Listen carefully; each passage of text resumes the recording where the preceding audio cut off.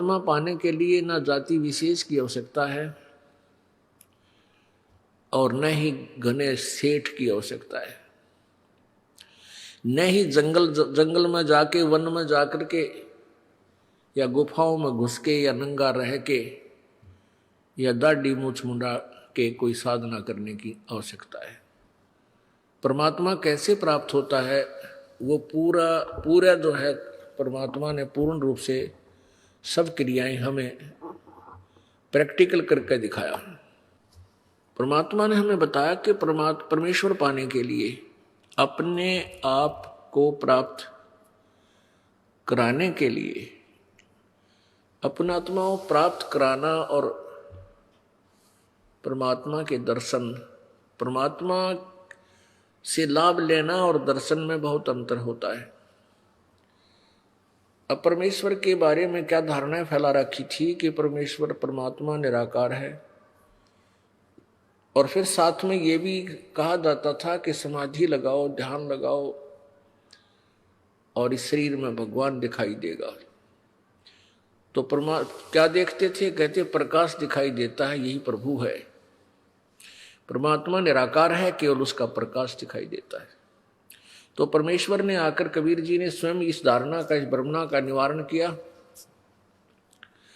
कि भले आदमियों, तुम परमात्मा का प्रकाश देखने का दावा करते हो और परमेश्वर को निराकार बताते हो, कुछ तो अकल से काम लो। अब सूर्य को निराकार बताते हैं और कहते हैं हमने सूर्य का प्रकाश देखा। सूर्य बिना प्रकाश देखा किसका? प्रभु के बिना प्रकाश तुम देख किसका रहे हो?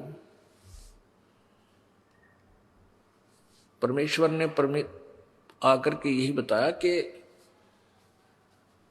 उस परमेश्वर के पाने के लिए ना तो घनी ऊंची जाति, यानी जाति कोई भी हो, जैसे यहाँ 4 वर्ण बना रखे हैं, ब्राह्मण, वैश्य, क्षत्रिय और शूद्र, ये तो हमारी अपनी बनाई हुई सीमाएं हैं। परमात्मा के दरबार में ये कोई सीमा नहीं है। परमात्मा ने आत्मा देखनी है, उसके अंदर कितना लगन है, कितनी श्रद्धा है, ये देखना है।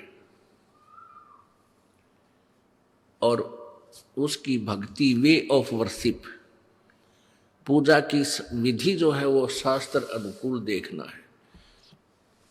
वो किसी भी जाति का हो, गरीब हो या साहूकार, निर्धन हो या सेठ हो, रंक हो या राजा हो, परमात्मा आत्मा का सौदागर है और जाति और धन उसने नहीं देखना होता।